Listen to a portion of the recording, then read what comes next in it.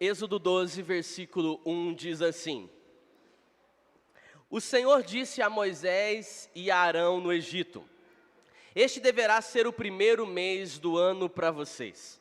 Digam a toda a comunidade de Israel que no 10º dia deste mês, todo homem deverá separar um cordeiro ou um cabrito para a sua família, um para cada casa. Se uma família for pequena demais para um animal inteiro, deve dividi-lo com o seu vizinho mais próximo, conforme o número de pessoas e conforme o que cada um puder comer. O animal escolhido será macho de 1 ano, sem defeito, e pode ser cordeiro ou cabrito. Guardem-no até o 14º dia do mês, quando toda a comunidade de Israel irá sacrificá-lo ao pôr do sol. Passem então um pouco de sangue nas laterais e nas vigas superiores das portas das casas nas quais vocês comerão o animal. Naquela mesma noite, comerão a carne assada no fogo, juntamente com ervas amargas e pão sem fermento. Não comam a carne crua, nem cozinhem em água, mas assada no fogo, cabeça, pernas e vísceras. Não deixem sobrar nada até pela manhã. Caso isto aconteça, queimem o que restar. Ao comerem, estejam prontos para sair.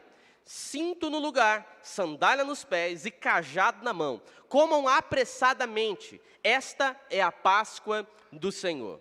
Naquela mesma noite, passarei pelo Egito e matarei todos os primogênitos, tanto dos homens como dos animais, e executarei juízo sobre todos os deuses do Egito. Eu sou o Senhor. O sangue será um sinal para indicar as casas em que vocês estiverem. Quando eu vir o sangue, passarei adiante. A praga de destruição não os atingirá quando eu ferir o Egito. Esse dia será um memorial que vocês e todos os seus descendentes o comemorarão como festa ao Senhor. Comemorem-no como decreto perpétuo. Até aqui, em mim, por favor. Esse texto que nós lemos fala sobre a Páscoa. Você já deve ter percebido. Na verdade, fala sobre a primeira Páscoa. E quando Deus falou para Moisés e para Arão, descendentes de Jacó, que é Israel, eles estavam no Egito nesse momento há mais de 450 anos. A história você conhece. A família de Jacó tinha descido para lá, para o Egito, através da vida de um homem chamado José, que era filho de Jacó, que depois foi vendido pelos seus irmãos, foi parar na terra do Egito e lá se tornou governante da grande nação do Egito. Uma vez que o José, usado por Deus, salvou não só a sua família, mas todo o Egito da fome que veio sobre o mundo inteiro, depois dele salvar todo mundo da fome, ele pede para Faraó que Faraó cedesse abrigo, cedesse morada, tanto para o seu pai quanto para toda a sua família. E aí a Bíblia diz que o Faraó cedeu esse pedido a José, e aí então foi morar na terra do Egito toda a família de José, os servos, os animais, aquela renca toda. E Faraó governava ali naquele momento, ao lado de José, naquela terra, e onde os israelitas, por permissão, foram também morar. Acontece que a geração de José passou, diga, passou. Algumas gerações foram passando,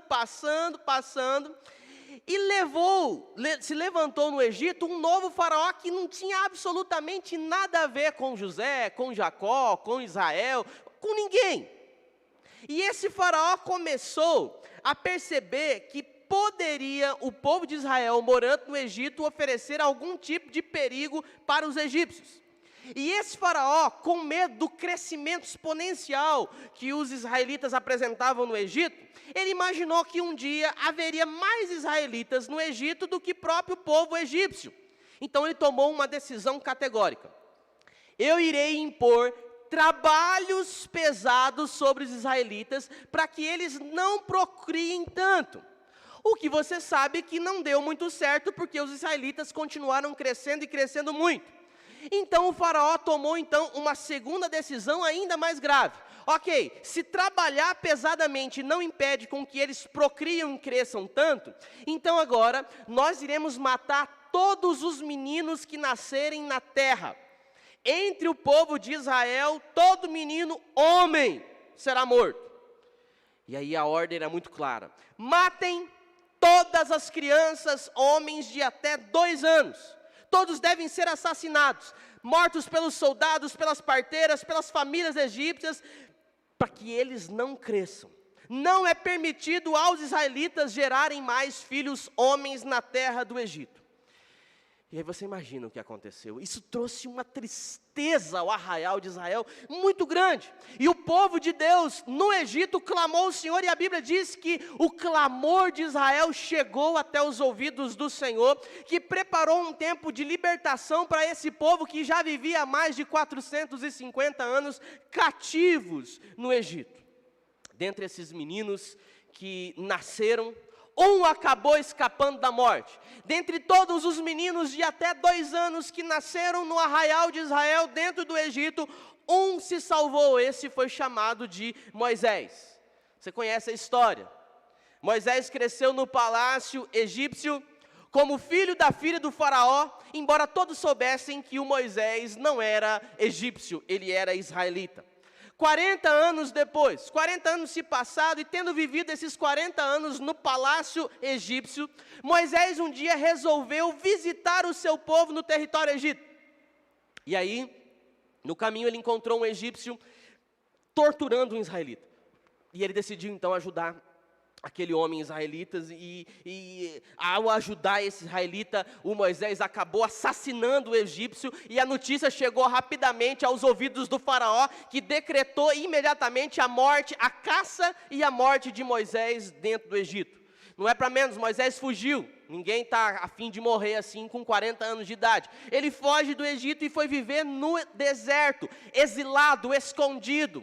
A ideia de Moisés era viver sozinho, mas como você sabe, ele se apaixona, conhece ali uma mulher, se casa, e começa o segundo ciclo da vida de Moisés. Ele passa mais 40 anos no deserto, e ao final desses 40 anos, Deus aparece para Moisés por meio de uma sarça que ardia e não se queimava. Aqui Moisés já tem 80 anos de idade, e talvez pensando em aposentadoria, Deus vai lá e dizer: Moisés, tudo que você viveu até aqui era apenas uma preparação, porque agora o negócio é mais sério. Nessa sarça, Deus se revelou a Moisés como sendo Deus de Israel. E revelou para Moisés qual era o propósito dele: eu libertarei o meu povo através de você, Moisés. Esse povo que descendia de Jacó, de Isaac, de Abraão, Moisés então seria o responsável por libertar esse povo. Você conhece a história? Moisés rapidamente foi muito reticente. Ele não considerava que ele era capaz de tal missão. E aí Deus o convenceu, dizendo que não seria ele, mas o próprio Deus o usaria. E aí finalmente Moisés foi dizer ao faraó que deixasse o povo de Israel sair da terra do Egito e prestar culto ao Senhor no Monte Horebe. Obviamente o faraó não ia deixar isso tão fácil assim. O faraó não permite que o povo saia. E aí o povo era muito útil para o trabalho do Egito, na construção, no trabalho forçado. E aí então o Senhor começa a enviar pragas contra a terra do Egito. Primeira praga, segunda praga, terceira praga, quarta praga, e assim sucessivamente. O Senhor enviou 9 pragas ao território do Egito, e cada uma dessas pragas, o faraó fazia menção de deixar o povo de Israel sair, mas rapidamente o sofrimento ia passado, e quando o sofrimento passava, ele abandonava essa ideia, voltava atrás e o povo continuava preso. Foi assim durante 9 pragas. Quando as 9 pragas já haviam assolado a terra do Egito, a Bíblia diz que Deus anunciou a 10ª praga. Deus anuncia a 10ª praga, e essa 10ª praga seria a mais terrível de todas as 10 pragas. A 10ª praga era a morte de todos os primogênitos na terra do Egito. Todos, seres humanos, animais, todo primogênito, todo filho, toda a primeira cria na terra do Egito seria exterminado. O anjo do Senhor faria isso. E quando Deus anuncia essa 10ª praga, preste atenção, não perca o raciocínio. Deus antes chama Moisés e chama Arão. É esse o texto que nós acabamos de ler, Êxodo capítulo 12. Ele chama Moisés e chama Arão para proclamar uma celebração. Que negócio doido! Porque somente o povo de Deus mesmo é capaz de celebrar em meio ao anúncio de uma tragédia. Somente o povo de Deus é capaz de celebrar mesmo em meio a um tamanho caos. Deus chama Moisés e Arão: calma, a praga vai vir, mas antes disso eu quero que vocês se reúnem para fazer uma festa. E a celebração que Deus proclamou naquele momento que aconteceria antes da 10ª praga, foi exatamente a festa da Páscoa.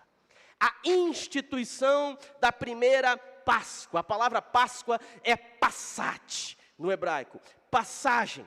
Passagem daqui para lá. Passagem do velho para o novo. Passagem de uma situação de escravidão para uma situação de libertação.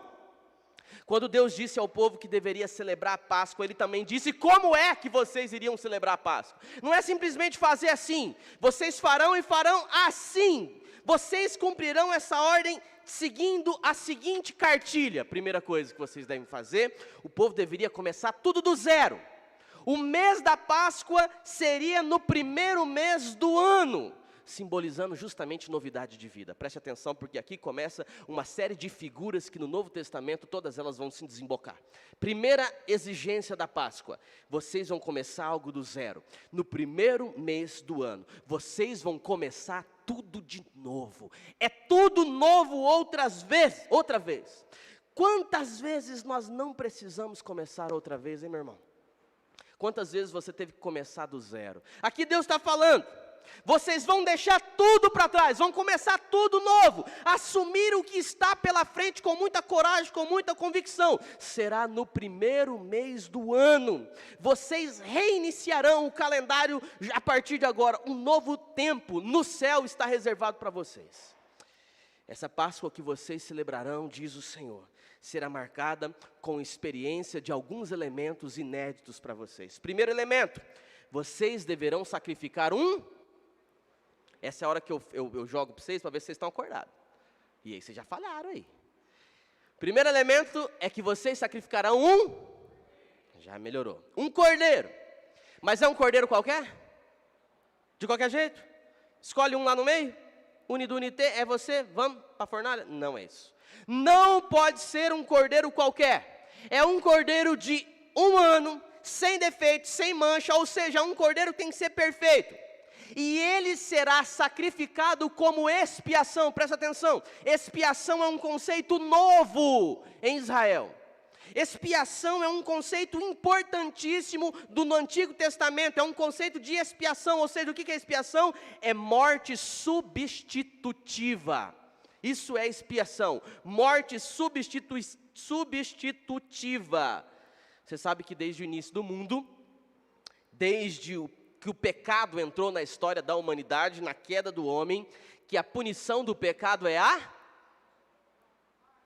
Amém. O salário do pecado é Desde que o pecado entrou no mundo, a consequência dele é a morte eterna, morte espiritual, morte física. Porque não há penitência que seja suficiente, não há serviço comunitário que seja suficiente contra o pecado. A única punição adequada para o pecado é a morte.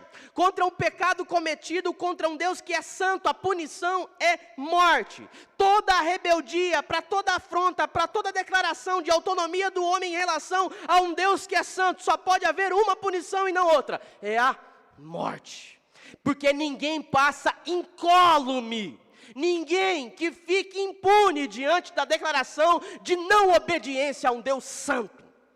O salário do pecado é a morte.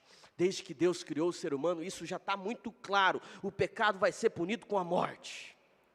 Só que acontece que o Deus Criador também é um Deus amoroso. E por ser tão amoroso, Ele permitiu que a morte no contexto do pecado fosse substitutiva. Presta atenção aqui. Se alguém pecar, esse deverá morrer. Mas essa morte pode ser substituída. Como assim, pastor? E desde que outro morra, esse outro precisa morrer desde que ele seja sem defeito, desde que ele seja sem mancha. Porque não adianta absolutamente nada matar um pecador por outro pecador. O pecador que morre no lugar de um outro pecador não justifica nada, não substitui a morte de ninguém. Por quê? Porque todos os pecadores são réus da morte diante de Deus. Réus da morte diante de Deus. Então não adianta trocar um errado por um mais errado ainda. Não adianta trocar um pecador pelo outro, porque afinal de contas não tem pagamento de dívida.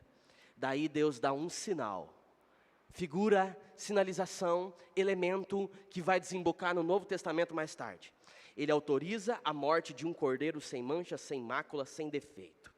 A ideia aqui é que o inocente, que não merecia isso, que não tem nada a ver com isso, um inocente está morrendo para pagar o preço do pecado de quem merecia a morte. Você está entendendo?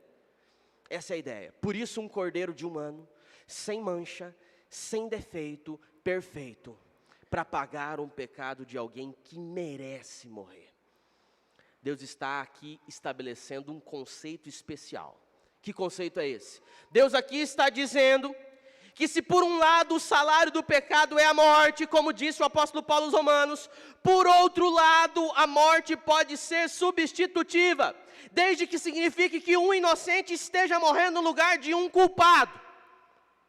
Se for um inocente, ele pode substituir a morte desse culpado, porque a morte só pode ser substitutiva se quem está morrendo no lugar do pecador é alguém sem defeito. Caso contrário, os dois têm que morrer. Até aqui tudo bem? Primeiro elemento, o cordeiro teria que ser morto, assado, mas também teria que ser comido por toda a família.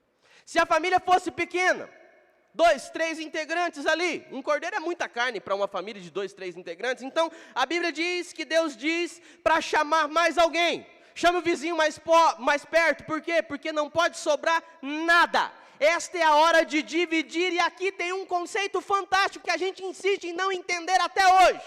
Esse aqui é Deus instituindo o conceito de abundância para a Bíblia. O conceito de abundância para a Bíblia é muito diferente do conceito de abundância hoje. Porque o nosso conceito de abundância envolve sobra. Mas o conceito de fartura na Bíblia envolve comunhão, presta atenção. O nosso conceito de fartura diz: quanto mais sobra, mais eu tenho.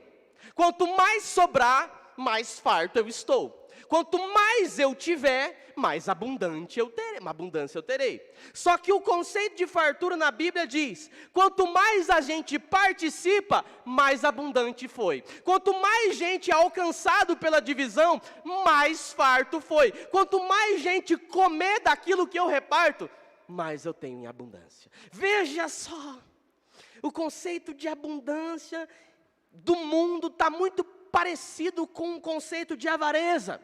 Mas o conceito de abundância na Bíblia está muito mais envolvido com solidariedade. Compartilha.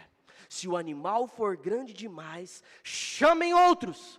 Mas vamos compartilhar, vamos dividir, não é para sobrar nada.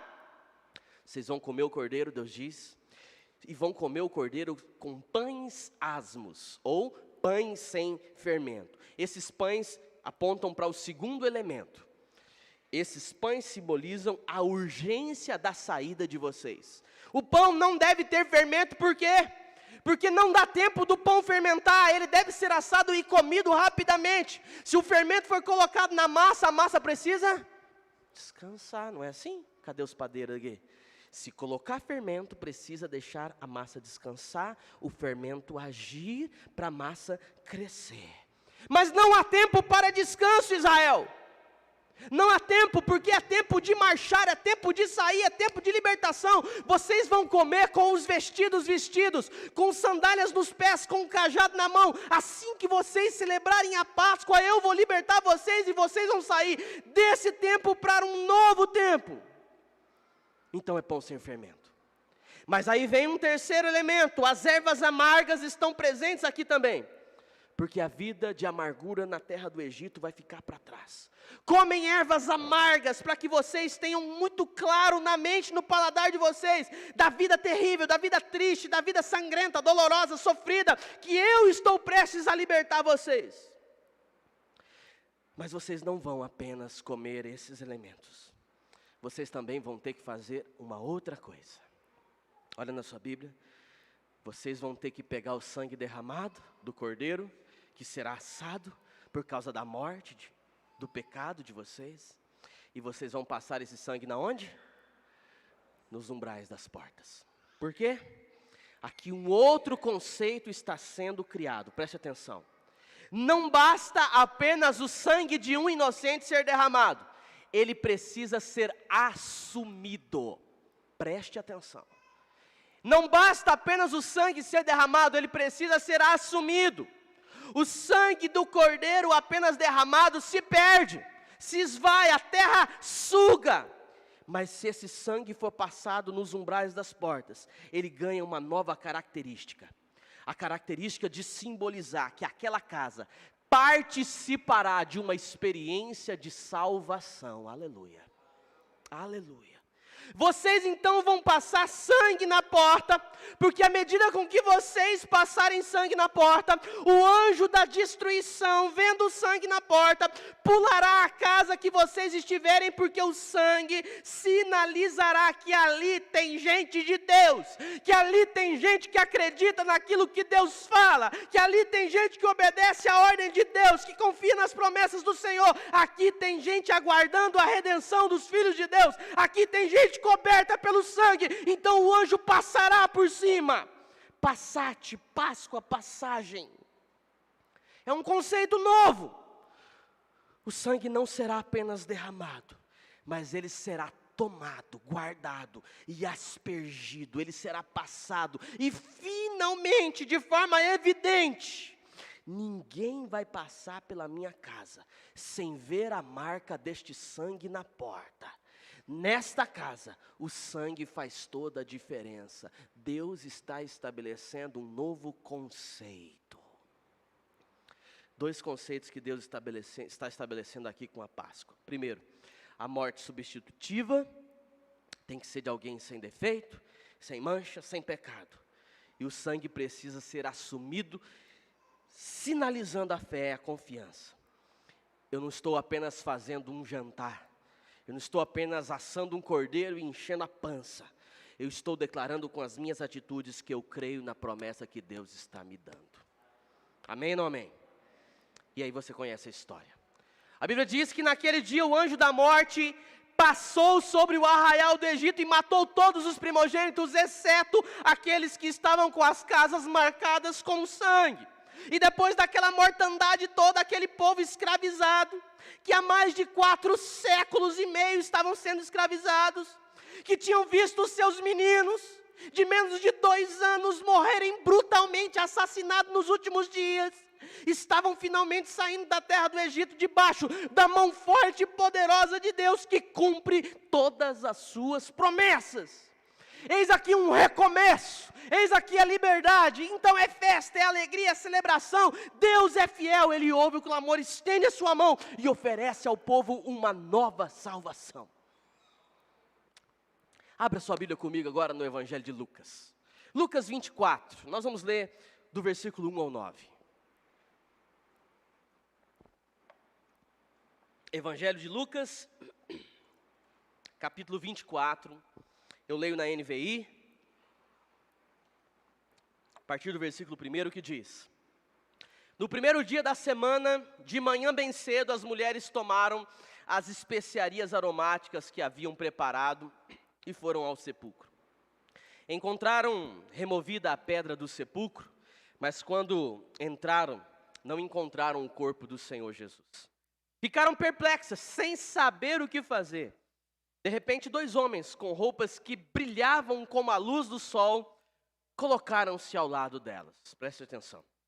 Amedrontadas, as mulheres baixaram o rosto para o chão e os homens lhe disseram: Por que vocês estão procurando dentre os mortos aquele que vive?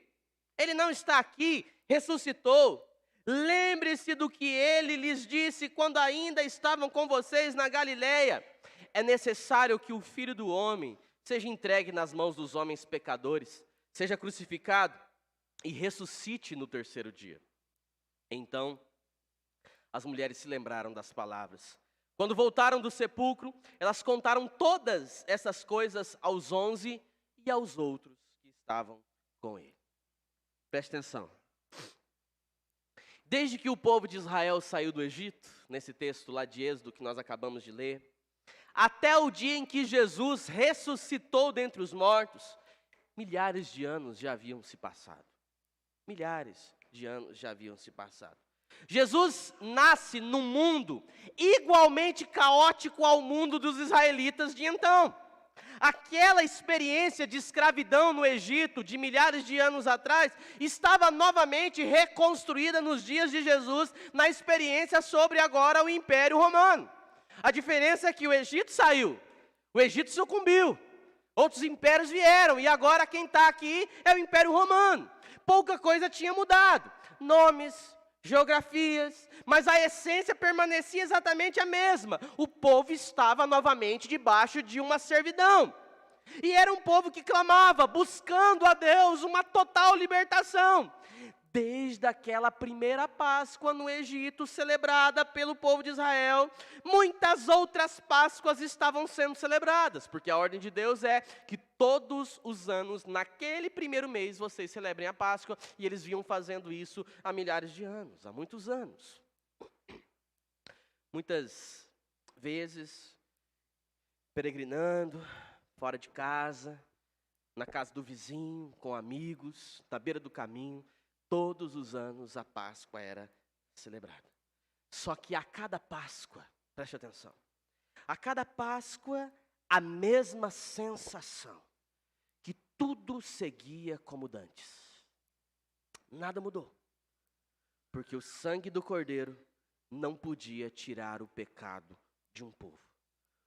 O Cordeiro Pascal era assassinado, sacrificado, mas a vida seguia depois da Páscoa, porque os pecados continuam, porque a dor também continua, porque a tristeza também continua, e o distanciamento de Deus também continuavam. Quando as esperanças já estavam mesmo que arrefecendo, surgiu então em Nazaré um homem chamado Jesus. Os anjos haviam testemunhado o seu nascimento, que seria em Belém. Ele pregava como ninguém antes pregou, fazia sinais, milagres, prodígios que desde o profeta Elias e o profeta Eliseu ninguém mais tinha visto ou feito. Ele ficou apenas 3 anos realizando o seu ministério, e um ministério extraordinário, que abençoou milhares e milhares de pessoas. Só que acontece que o destino desse homem era morrer. Ele sabia que a sua sentença já estava dada, e no 3º ano do seu ministério, ele chamou os seus 12 discípulos e decidiu fazer com eles a última Páscoa. A gente leu há pouco a primeira Páscoa, mas aqui Jesus reúne os seus discípulos para celebrar a última Páscoa. E Jesus sabia que essa seria a última, porque depois daquela não haveria outra, daquele jeito não, naquela vida não. Então seus discípulos prepararam a mesa do jeito que eles sabiam. E aí, em torno dessa mesa, existiam alguns elementos diferentes da mesa de Páscoa original. Obviamente, o cordeiro estava ali, assado, assassinado. Obviamente, os pães sem fermento também estavam ali. Obviamente, as ervas amargas também estavam ali. Mas acontece que o sangue não estava ali, porque o sangue estava agora sendo representado no vinho. Havia cálices sobre a mesa, cálices para cada um dos discípulos. Sobre a mesa também havia provavelmente ovos, que foram elementos que ao longo da história foram sendo acrescentados. Ovos na cultura judaica significa justamente novo nascimento, novidade, um tempo diferente. E esses elementos foram sendo atribuídos às mesas na Páscoa judaica. Muito provável naquela mesa também houvesse leite e mel, porque os israelitas acrescentaram leite e mel para se lembrar, no dia da Páscoa, da terra que eles estavam para herdar. Uma terra que Deus prometeu que daria a eles leite e mel. É uma terra que mana leite e mel. É muito provável que naquela mesa de Páscoa também houvesse sementes, grãos, para simbolizar justamente a fartura, a providência divina, a terra que Deus disse que daria o alimento. Então haveria ali certamente muitos grãos. Só que eu quero que você imagine comigo aquela mesa. Jesus estava diante daquela mesa, na posição central, ao lado dos seus discípulos. A mesa é muito diferente do quadro do pintor renascentista, A Última Ceia. Certamente não era uma mesa comprida, eles não estavam assentados em cadeiras, eles estavam no chão, com uma mesa de pés curtos, mais quadrada do que retangular. De modo que todos poderiam olhar um no olho do outro. Essa é a magia e a beleza da mesa, Lucas. Comer olhando para o outro. Comer não olhando para a comida, porque na mesa o centro não é a comida. Não é o que se come, mas é quem come. A comunhão da mesa não é no que se parte, mas com quem você está partindo. Amém? Essa era a mesa. Jesus estava diante daquela mesa com os seus discípulos. Ele sabia que aquela seria a sua última Páscoa. Ele sabia que em dias ele estaria sendo pregado numa cruz. E aí ele olhou para todos aqueles elementos e ele precisava dizer algo sobre tudo aquilo que estava posto na mesa. Ele precisava ressignificar a última Páscoa. Preste atenção. Ele olhou para o cordeiro e quando ele olhou para o cordeiro, algo muito claro veio na sua mente. Aquele cordeiro não era mais o cordeiro pascal, não era mais o cordeiro da Páscoa, porque por milhares de anos um cordeiro como aquele que estava ali era sacrificado no contexto de uma família. E aquilo nunca mudou, mas agora era necessário um novo cordeiro. Não mais um cordeiro para cada lar. Não mais um cordeiro para cada família, não mais um para cada povo, mas um cordeiro de Deus, um cordeiro providenciado por Deus, sem mancha, sem defeito, puro, sem pecado. E olhando ali para aquele cordeiro assado, aberto na mesa, que já não podia mais cumprir o seu papel, ele soube que aquele cordeiro ali era ele, Jesus. João já havia dito isso no início do ministério de Jesus. Eis o Cordeiro de Deus que tira o pecado do mundo. O Cordeiro Pascal, ao longo de gerações, fazia expiação pelo pecado cometido da família. Mas o Cordeiro sentado ali na mesa diante dos seus discípulos vai destruir o pecado. Não o pecado de uma família, mas o pecado, porque ele não é mais o cordeiro de uma família, que vai buscar no meio do seu rebanho, é o cordeiro de Deus, é o cordeiro providenciado por Deus. Não mais vai se falar em cordeiro pascal, vai se falar no cordeiro de Deus que tira o pecado do mundo. Aquele conceito criado lá no Antigo Testamento desemboca agora nele, em Jesus. É o justo pagando o preço pelos pecadores, é o inocente morrendo a morte dos culpados. Jesus sabia que ali ele estava sendo oferecido como o Cordeiro de Deus. Ele olhou para as ervas amargas. Você vê que na Bíblia, quando Paulo vai falar sobre essa ceia, ele não cita as ervas amargas. Naquele momento ele soube que elas precisavam ser deixadas de lado.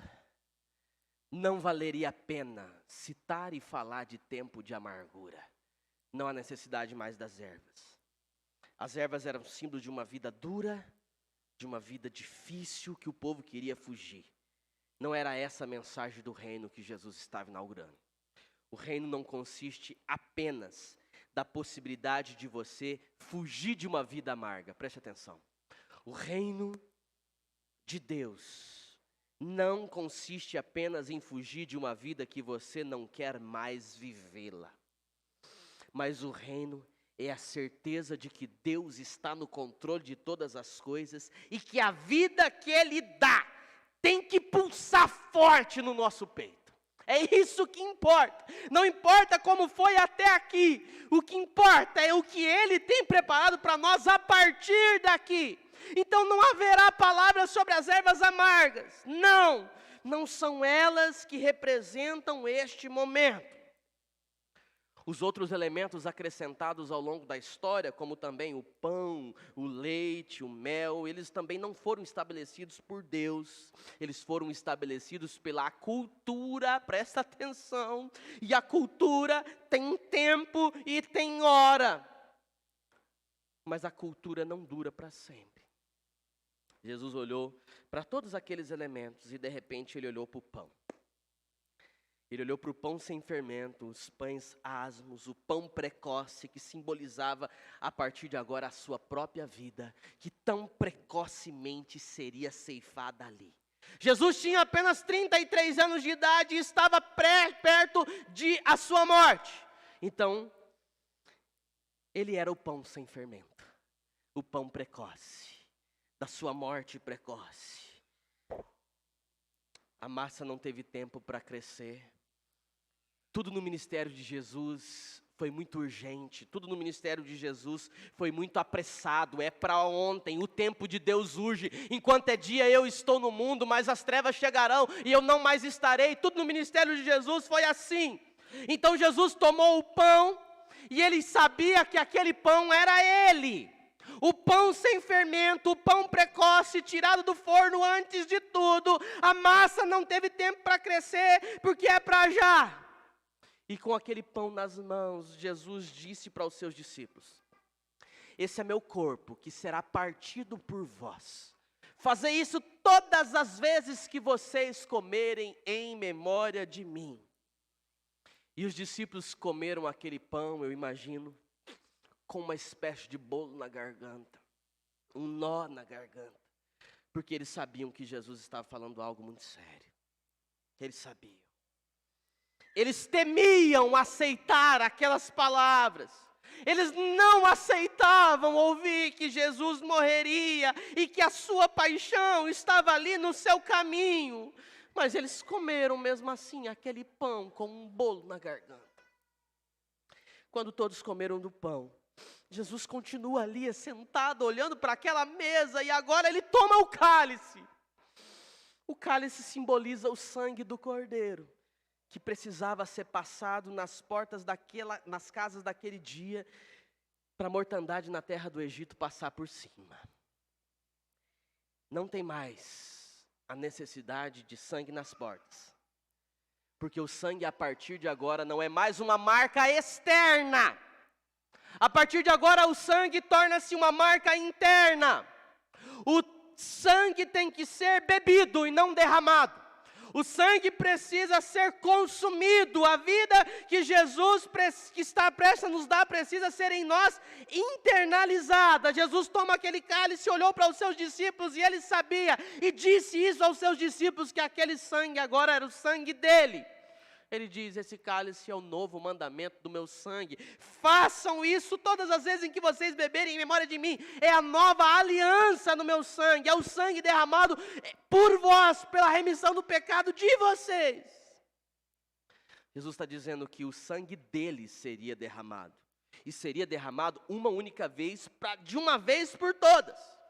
Para que nós, de uma vez por todas, tivéssemos vitória sobre a morte, sobre todos os pecados. O sangue dele é derramado uma única vez, para que de uma vez por todas os nossos pecados sejam finalmente perdoados. E os discípulos tomaram daquela ceia. Imagino eu com esse nó na garganta. Jesus já havia dito a eles em João capítulo 6, que quem não beber do meu sangue e comer da minha carne não terá parte no reino de Deus. O reino de Deus não é mais alguma coisa que marca a família, que marca uma etnia, que marca um povo, que marca uma geografia, que marca uma nacionalidade. O reino de Deus está entre nós. Entre nós. Tomando o pão e tomando o cálice. Não é apenas tomar elementos que trazem a salvação, mas é entender de forma racional que de uma vez por todas a vida de Jesus tem que brotar de dentro para fora. É Jesus em nós, disse o apóstolo Paulo, Jesus em nós, esperança da glória. E aí, terminada aquela ceia, a Bíblia diz que Jesus se levanta com seus discípulos e enquanto eles dormem, ele vai ao Getsêmani, onde lá ele foi traído por Judas, levado a ser torturado, carregou a sua cruz naquelas costas feridas e tão machucadas por tanta surra que ele levou. A Bíblia diz que houve um momento no meio do caminho que ele já não mais podia suportar o peso daquela madeira, ele caiu no chão, e os soldados romanos que o acompanhavam, escolheram um homem no meio da multidão para levar a cruz no lugar de Jesus pelo resto do caminho. Esse homem escolhido foi o tal Simão Cireneu. E aquele Simão Cireneu, naquele momento, representava você e eu. Simão Cireneu representava naquele momento todos nós, porque naquele momento a cruz era mais de Simão Cireneu do que do próprio Cristo Jesus. Naquele momento era mais a minha cruz do que a cruz de Jesus. Só que Simão Cireneu não podia morrer por nós, porque não ia adiantar. Não ia adiantar um pecador morrer pelo pecado dos pecadores. Porque Simão Cireneu, embora escolhido para carregar aquele madeiro, ele era pecador tão quanto eu e você. Não adianta. A substituição não funcionaria. É um pecado pelo outro, porque afinal de contas os dois mereciam morrer. Jesus era aquele que tinha que ser pregado naquela cruz. E foi. De fato foi. E quando ele foi pregado naquela cruz, dentre tantas palavras que ele disse na cruz, ele disse aquela frase, tetelestai, que significa, está consumado. Agora fechou! Aquilo que começou naquela primeira Páscoa lá no Egito, está fechado aqui. O Cordeiro de Deus está finalmente sendo sacrificado pelo mundo inteiro, não mais por uma família, não mais por uma etnia, não mais por um povo. O seu sangue derramado, o seu corpo partido. Jesus morreu por mim e por você. E a Bíblia diz que ele também foi sepultado. E aconteceu com os discípulos de Jesus o que aconteceu no final de todas as Páscoas. No final de toda a Páscoa, a sensação de que a vida continuava do jeito que ela era. Amanhã, segunda-feira, não haverá mais post no Instagram sobre Páscoa. Ninguém desejará a você mais uma feliz Páscoa. Talvez ninguém mais fala da ressurreição. A vida continua. Jesus foi morto, sepultado, a Páscoa acabou e a vida continuou. Cada Páscoa em Israel era assim. Terminava e a vida seguia. E às vezes seguia ainda mais triste do que antes. Porque pense comigo, Jesus morreu, foi sepultado. E os seus discípulos ficaram com aquela sensação de que nada tinha mudado. Mas a tristeza é ainda maior. Por quê? Porque se isso aconteceu com o nosso mestre, o que vai acontecer com a gente? Por isso que eles estão, morrendo de medo e raparam fora rapidamente. Quem que foi no sepulcro trocar as faces de Jesus? As mulheres. As mulheres foram cumprir simplesmente com a obrigação em relação ao corpo de um morto. Foram levar perfume, foram trocar as faixas, foram fazer o serviço e foram com medo. Quando elas chegaram, surpresa. Pedra foi removida. A pedra que tapava o túmulo foi removida. E aquele medo que já estava no seu coração acentua-se ainda mais. Porque eles imaginaram quem foi que foi buscar o corpo de Jesus. Quem buscou o corpo dele certamente pode estar escondido esperando a gente. Talvez foi uma cilada. Eles pegaram o corpo justamente para esperar que nós viéssemos e entregássemos aonde está escondido os outros discípulos. Agora é a nossa vez.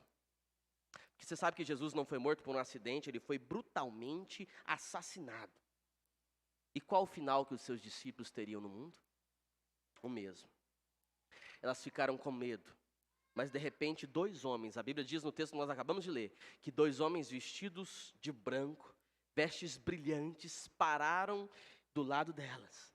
E fizeram uma pergunta, irmãos, e essa pergunta é a pergunta que eu e você precisamos responder nessa noite também. Por que procuram dentre os mortos aquele que está vivo? Ele não está aqui como havia dito que não estaria. Veja, aquela Páscoa é diferente das demais. O conceito de novidade finalmente aconteceu, porque agora sim tudo é novo. nada de ervas amargas. O cordeiro sacrificado de uma vez por todas tira o pecado do mundo. Porque o sacrifício de Jesus não termina na cruz. O sacrifício de Jesus termina no sepulcro, na hora da ressurreição. O cordeiro sacrificado não fica sacrificado. O cordeiro sacrificado não se perde na história. O cordeiro sacrificado, ele ressurge ao terceiro dia para dizer que o salário do pecado finalmente foi pago. Não é o imposto de um homem inocente, mas ele finalmente foi destruído. Aleluia. O mesmo apóstolo Paulo disse que o salário do pecado é a morte, é o mesmo que na sequência diz: mas o dom gratuito de Deus é a vida eterna em Cristo Jesus. Tragada foi a morte pela vitória. Aquela Páscoa termina na ressurreição. Porque a Páscoa de Jesus termina na sua ressurreição. Não é apenas um jeito de cumprir o que está previsto, ou escrito, ou determinado pela lei, mas é a abolição da lei, porque finalmente a morte foi vencida, aleluia. Foi vencida. E agora, diferente de todas as Páscoas, a vida finalmente triunfa, e é a vida de Jesus que está disponível a todo aquele que crê, a você que está aí sem entender os caminhos que você percorreu na sua vida, está disponível a você que está aí sem entender por que a sua vida está essa bagunça toda. A vida de Jesus está disponível a todo aquele que crê, e a todo aquele que toma o seu sangue, que come a sua carne, eterniza isso em si. O sangue que uma vez foi derramado, meus irmãos, o sangue de Jesus que uma vez foi derramado, não se perde como o sangue do Cordeiro Pascual. Ele abre as portas para a vida eterna. Aleluia. Jesus nos abriu a porta para a vida eterna. Aquilo que o pecado vem e nos arranca, aquilo que o pecado vem e tira de nós, a ressurreição de Jesus vem e nos entrega a vida eterna no seu sangue. É um novo mandamento no meu sangue. E hoje a nossa decisão deve ser em querer eternizar isso tudo. Tomar dessa Páscoa, lembrando de Jesus, o Cordeiro de Deus, que tira o pecado do mundo. Que a amargura de uma vida sem Deus não tenha mais nenhuma força contra nós. Amém? Vamos ficar em pé. Vamos orar. Que o corpo de Jesus que foi partido, o sangue derramado e as cortinas da eternidade que foram abertas diante dos nossos olhos, sejam eternizados no teu coração nessa noite. Eu convido você a baixar sua cabeça e a orar com Deus. Eu quero orar com você. Orar porque é preciso internalizar, é preciso convidar, é preciso deixar Jesus morar no nosso coração. Feche seus olhos. Vamos falar com Deus.